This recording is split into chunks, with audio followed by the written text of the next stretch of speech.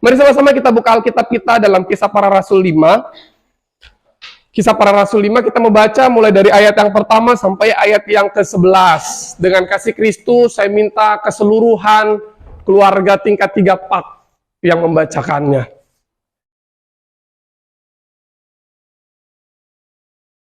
Pelajaran apa saja yang bisa kita dapat dari kisah ini? Kisah Ananias dan Safira. Dua orang ini adalah dua jemaat mula-mula. Dari bilang mereka ini adalah suami istri yang aktif mengikuti komunitas-komunitas rohani di masa itu.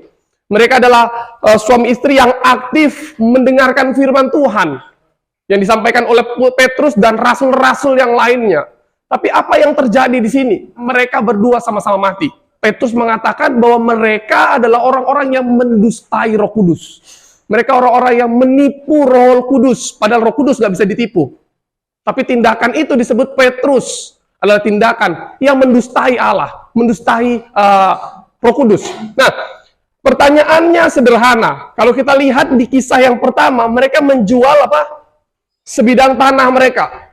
Kemudian mereka pakai hasilnya itu untuk dipersembahkan buat pekerjaan Tuhan di masa itu, buat pekerjaan para rasul-rasul memberitakan Injil. Tindakan yang dilakukan oleh Ananias dan Safira untuk memberikan persembahan ini baik atau tidak? Baik. Menurut saya ini baik, tindakannya baik. Memberikan persembahan di gereja, memberikan persembahan ke kegiatan-kegiatan bakti sosial yang berhubungan dengan misi, itu sangat baik. Apa yang membuat tindakan Ananias dan Safira ini menjadi salah?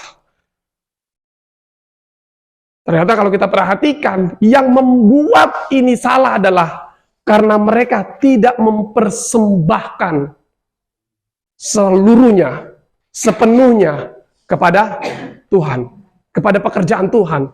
Ada kong kali kong di sana antara suami dan istri. Mereka berkompromi untuk mengkorupsikan uang itu. Mereka berkompromi untuk tidak memberikan sepenuhnya kepada Tuhan. Dan ternyata penyebab mereka melakukan itu adalah karena hati mereka dikuasai oleh iblis. Bahaya sekali, saudara-saudara, kalau hati kita dikuasai oleh iblis. Bagaimana indikasi seseorang yang hatinya sedang dikuasai oleh iblis? Saya mau bilang, orang yang dikuasai oleh iblis, hidupnya tidak akan pernah penuh dengan sukacita. Hidupnya atau yang ada di pikirannya hanya hal-hal yang jelek tentang orang lain. 1000 kebaikan yang dilakukan orang itu menjadi tertutup karena satu kejahatan yang dilakukan. Itu orang-orang yang dikuasai oleh iblis. Seorang yang dikuasai oleh iblis, hatinya tidak akan pernah dapat memberikan sepenuhnya untuk Tuhan. Beberapa 1 tahun yang lalu kira-kira saya tulis satu lagu judulnya Sepenuhnya Untukmu. Waktu mengaransemen lagu ini saya ditemani oleh hambanya yang luar biasa, Nugrah Adiputra Mongkol.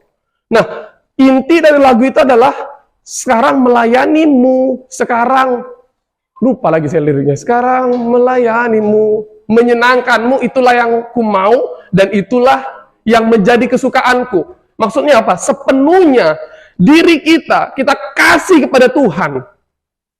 Itu inti dari lagu itu. Tapi itu semua tidak akan pernah terlaksana dalam hidup kita kalau hidup kita masih dikuasai oleh iblis. Kalau hati kita dikuasai oleh iblis, kalau yang ada di pikiran kita adalah rencana-rencana jahat untuk menjatuhkan orang lain. Kalau yang ada di pikiran kita adalah rencana-rencana buruk untuk menyikut teman kita sendiri, rekan kita sendiri. Kita nggak akan pernah bisa kasih sepenuhnya kepada Tuhan kalau hati ini masih dikuasai oleh iblis. Yang tahu hati kita dikuasai oleh iblis atau tidak adalah diri kita dan Tuhan itu sendiri. Mungkin orang-orang lain bisa menghakimimu dengan berkata hatimu dikuasai oleh iblis, hatimu dikuasai oleh setan.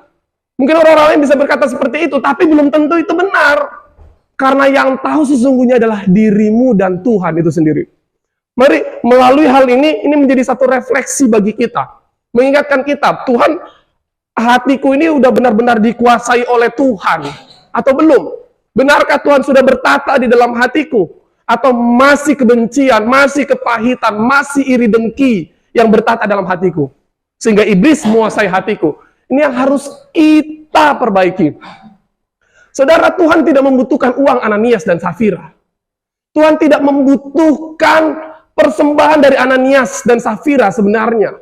Tetapi yang Tuhan butuhkan di sini adalah mereka kasih hidup mereka sepenuhnya kepada Tuhan. Yang bisa dilihat tandanya adalah orang yang serius kasih semuanya untuk Tuhan. Jadi jangan pernah berpikir bahwa kerajaan sorga adalah kerajaan yang miskin. Jangan pernah berpikir bahwa pekerjaan Tuhan nggak bisa terlaksana kalau aku nggak terlibat di dalamnya. Itu lantaran kita, kok itu acara boleh berlangsung dengan baik. Kalau nyanda nggak mau terlaksana. Itu karena aku kok ada di situ. Coba aja kalau aku nggak jadi panitia di acara itu. Pasti YouTube-nya nggak jalan. Nah, kira-kira itu yang Tuhan tegur dalam hati saya. Waktu kita berpikir kalau nggak karena aku ini nggak terlaksana, kalau nggak karena aku ini nggak bisa berjalan, jangan pernah lupa Tuhan bisa pakai siapa aja untuk melakukan itu. Tanpa kamu Tuhan bisa. Kalau itu nggak terlaksana karena kita, sebenarnya kita sudah memposisikan diri kita di atas Tuhan. Tuh, sebenarnya kita sedang berkata Tuhan nggak bisa melakukan pekerjaan ini tanpa diriku. Dan itu mengerikan sekali. Itu suatu suatu ketololan yang luar biasa kalau kita berasa lebih mampu daripada Tuhan. Pelayanan tetap akan berjalan. Misi para rasul tetap dapat berjalan tanpa sumbangan dari Ananias dan Safira. Tapi yang membuat Ananias dan Safira ini menjadi salah karena hati mereka dikuasai oleh si jahat sehingga mereka nggak kasih semuanya kepada Tuhan. Yang pelajaran pertama kita bisa ambil dari sini, jangan pernah biarkan iblis menguasai hati kita. Kalau mulai ada geram dalam hati kita, itu udah indikasi iblis sedang menguasai kita. Kalau iblis telah menguasai kita, ingat kita punya otoritas untuk mengusir iblis itu dari hati kita. Katakan amin. Amin. Mari sama-sama katakan perkataan profetik ini. Saya punya kuasa untuk mengusir iblis dari hati saya. 1, 2, 3. Kuasa untuk mengusir iblis dari hati saya. Haleluya. Kemudian, yang selanjutnya, itu yang pertama. Saudara, jangan biarkan iblis menguasai hati kita. Dan yang kedua, jangan berkompromi untuk melakukan kejahatan. Ini, Ananias ini melakukan kejahatan itu atas persetujuan, atas sepengetahuan istrinya, Safira. Mereka berkompromi untuk melakukan kejahatan ini. Nah, kita sebagai orang-orang yang akan Tuhan pakai luar biasa kalau tidak lari, kita sebagai orang-orang yang akan dipakai Tuhan luar biasa kalau mengikuti prosesnya, jangan pernah kita berkompromi untuk melakukan kejahatan. Jangan pernah kita berkompromi untuk menjatuhkan orang lain. Jangan pernah kita berkompromi untuk melakukan apapun itu yang tidak sesuai dengan firman Tuhan. Jadi kalau kita pernah berkompromi untuk melakukan kejahatan, kita harus pastikan mulai hari ini dan seterusnya, itu adalah kompromi kita yang terakhir. Amin. Mari kita berkompromi justru untuk membangkitkan orang. Mari kita berkompromi justru untuk membuat orang melakukan sesuatu yang Tuhan kehendaki dalam hidupnya. Nah, saudara-saudara, kalau kita berkompromi untuk melakukan kejahatan karena orang tersebut melakukan kejahatan kepada kita, maka apa bedanya kita dengan orang itu? Saudara bisa tangkap ini. Kalau kita pikirkan strategi untuk menjatuhkan orang yang menjatuhkan kita, maka apa bedanya kita dengan orang yang menjatuhkan kita itu? Karena ada masalah di video sebelumnya yang membuat video tidak sampai selesai di record. Jadi kita lanjut di video yang ini. Pelajaran apa yang bisa kita ambil selanjutnya dari kehidupan Ananias dan Safira adalah jangan pernah mendukung kebohongan orang lain dengan alasan apapun itu. Siapapun itu. Istrimu kalau engkau adalah seorang suami, atau suamimu kalau engkau adalah seorang istri, atau pacarmu kalau engkau saat ini sedang menjalani suatu hubungan. Mengapa? Karena hal itu tidak dikehendaki oleh Tuhan, karena itu bukan sesuatu yang baik di mata Tuhan, apapun alasannya. Mungkin saudara berkata, aku mengasihi dia, jadi aku melindungi dia dengan kebohongan karena kesalahannya. Aku mengasihi dia, jadi aku harus menutupi kesalahannya dengan kebohongan yang aku buat. Itu adalah suatu hal yang salah. Itu adalah suatu hal yang tidak sesuai dengan firman Tuhan. Kalau kita benar-benar mengasihi orang tersebut, yang kita lakukan bukanlah mendukung kebohongannya, justru menegur kebohongannya, bukan mendukung kesalahannya, justru menegur kesalahannya. Seharusnya Safira menegur Ananias.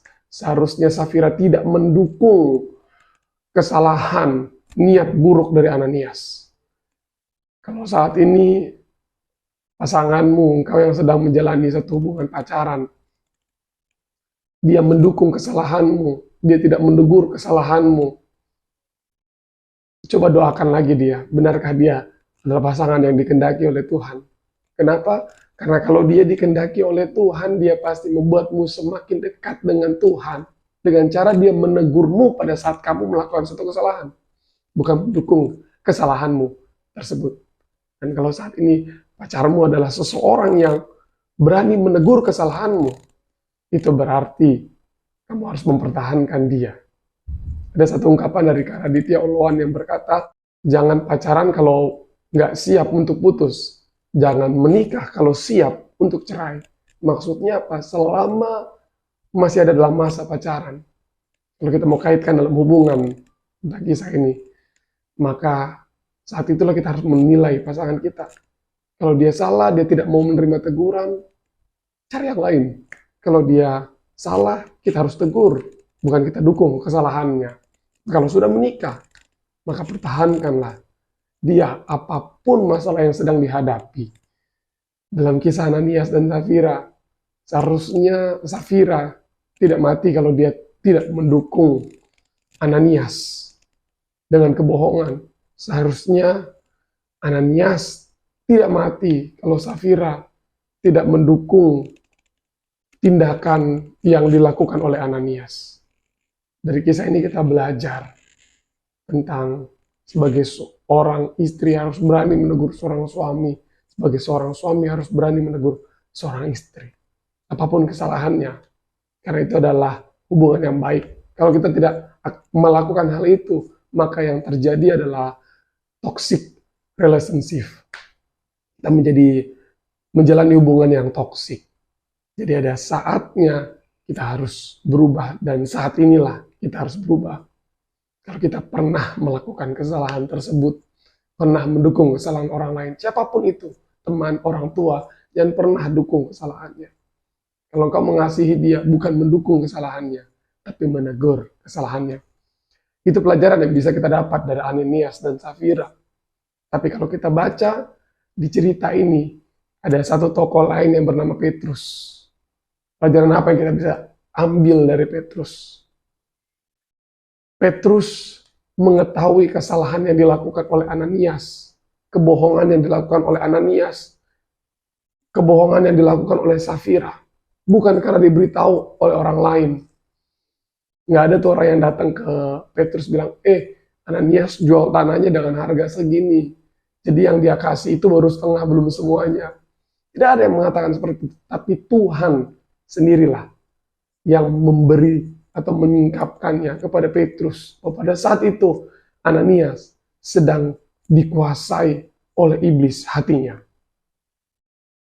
So, pelajaran yang bisa kita ambil dari Petrus adalah Tuhan pasti menyingkapkan hal-hal buruk yang dilakukan oleh jemaat. Kalau kita menjadi seorang gembala, Tuhan pasti menyingkapkan hal-hal buruk atau kesalahan yang dilakukan seseorang kepada kita.